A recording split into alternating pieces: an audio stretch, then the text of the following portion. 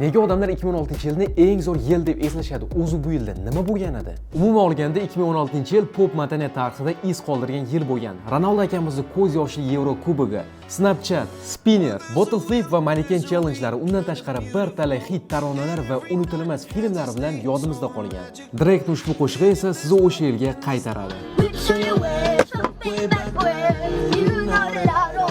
Televizorda yulduzmoni qo'shiq tinmasdan aylanayotgan bir paytda tan oling, mana bu jaydar qo'shni kun bo'yi eshitib yurgansiz.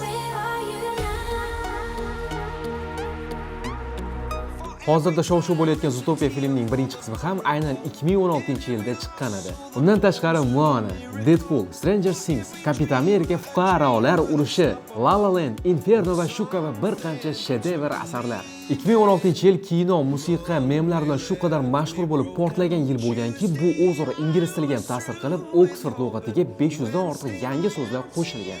That's savage, lit, slay iboralari ham aynan o'sha yilda juda ommalashgan. Lekin meni eng quvontirgan narsa DiCaprioning Oscar olishi.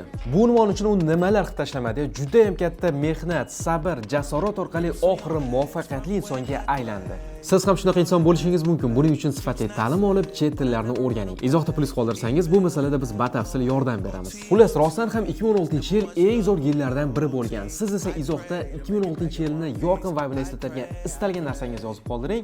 Obuna bo'lish esa esdan chiqmasin.